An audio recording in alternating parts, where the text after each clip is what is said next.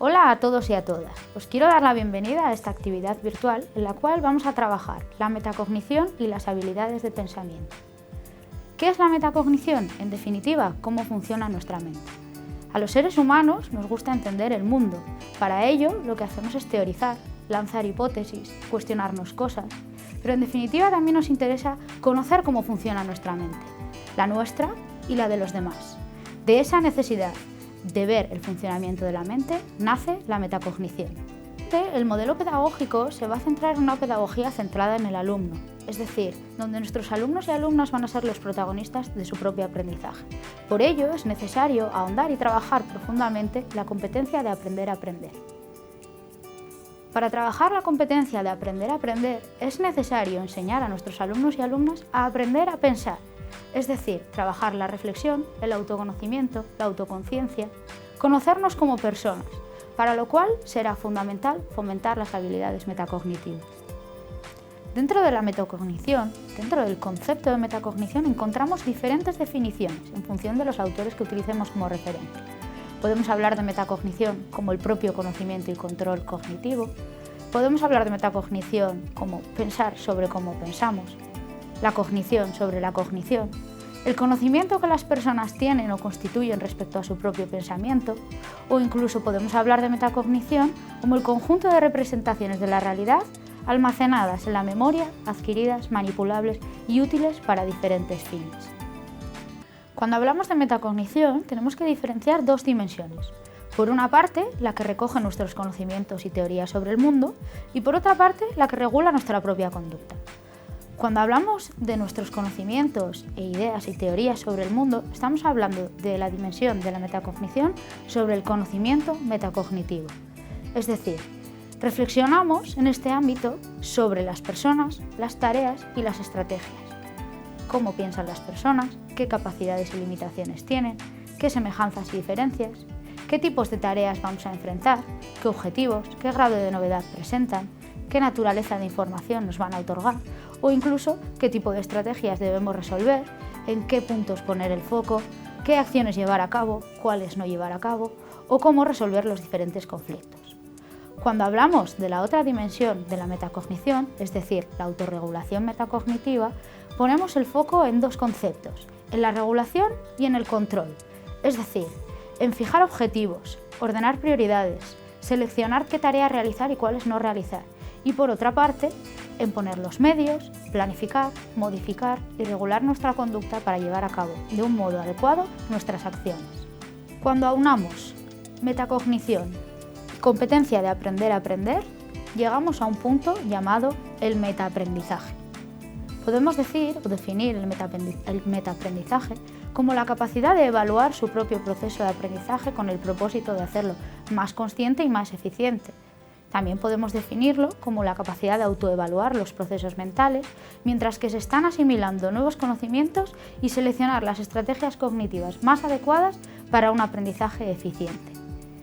Si el alumno domina los procesos, el alumno automatiza mejor.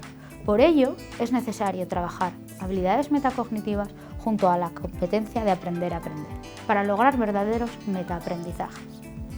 En la escuela trabajamos con dos tipos de estrategias. Las estrategias cognitivas, que son las más habituales, pero también existen las estrategias metacognitivas. ¿Cuáles son las estrategias cognitivas? Aquellas que ayudan a aumentar la actividad cognitiva, que favorecen la codificación, que desarrollan el almacenamiento y la recuperación y utilización de los conceptos. Pero por otra parte, también tenemos aquellos tipos de estrategias que nos ayudan a planificar, revisar, evaluar, las denominadas estrategias metacognitivas. Estas segundas lo que hacen es apoyar un buen afianzamiento de las estrategias cognitivas. En definitiva, lo que necesitamos en nuestras aulas es que el alumnado aprenda de forma autónoma, de forma reflexiva, de forma controlada y regulada. Para ello es fundamental el desarrollo desde las primeras edades de sus estrategias metacognitivas. Os preguntaréis cómo podemos trabajar, por tanto, las estrategias metacognitivas en la escuela. En definitiva, la clave para este proceso es una cesión gradual del control y la regulación de los procesos. Es decir, empezar controlando nosotros los procesos metacognitivos de nuestro alumnado hasta llegar a un punto en el que trabajen de forma totalmente autónoma. Para realizar esa cesión gradual del control y la responsabilidad, en una primera fase lo que haremos será una instrucción explícita, es decir, nosotros como docentes manejaremos todos los procesos, detallando paso a paso lo que deben realizar nuestros alumnos. El segundo de los pasos de esta cesión gradual será realizar una práctica guiada. Ya no solo seremos nosotros quienes dan las instrucciones, sino que nuestros alumnos ejecutarán todo lo que les digamos. Cuando estén preparados, pasaremos a la fase de modelado. Ellos trabajarán de una forma más independiente, pudiendo solicitar la ayuda del maestro en cualquier momento.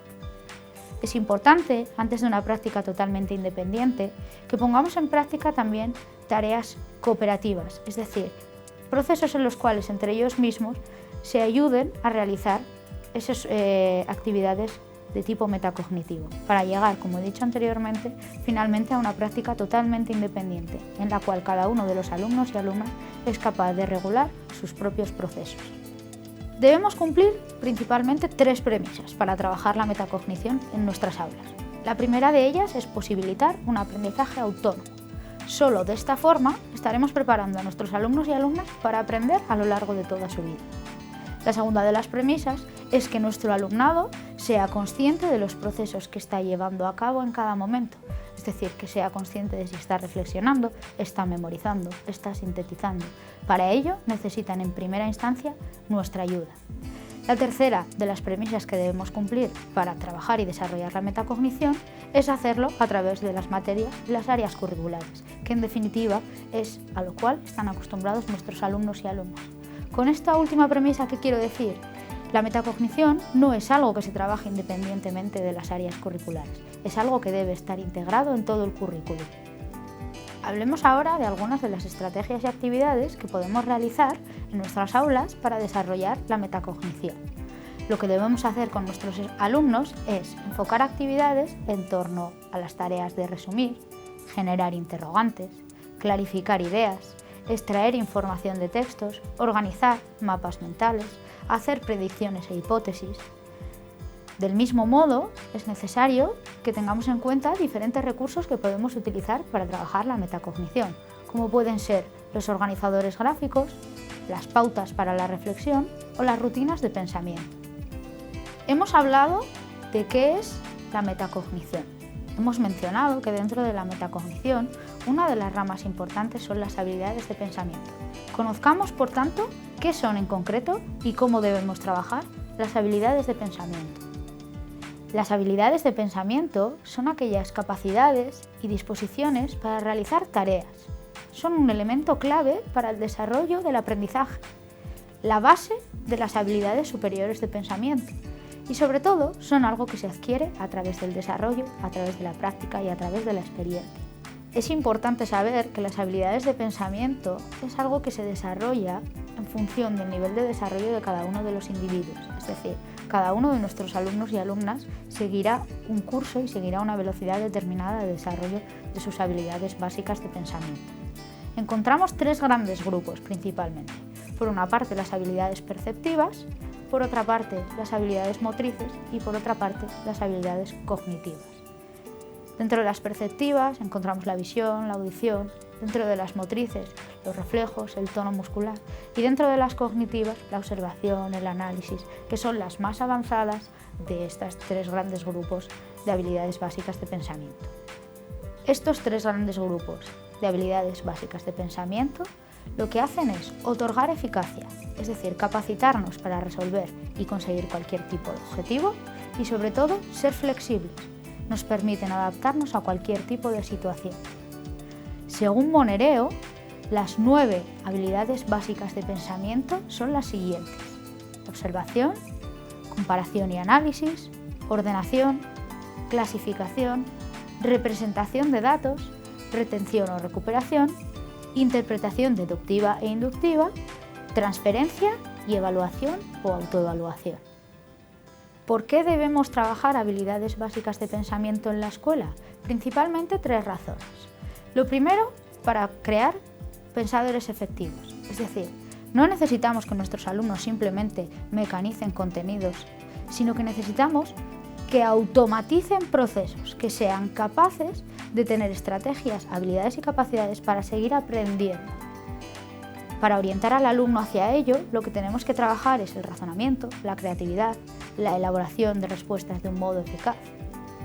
La segunda de las razones por las cuales debemos trabajar habilidades de pensamiento en nuestro aula es atender los diferentes perfiles cognitivos, en función del tipo de inteligencia, en función de la teoría de las inteligencias múltiples, de cómo perciban los conocimientos, de cómo regulen, si son sujetos más pasivos o sujetos más activos, de qué hemisferio cerebral utilicen, un hemisferio más lógico, un hemisferio más holístico, qué nivel de impulsividad tengan en el aula.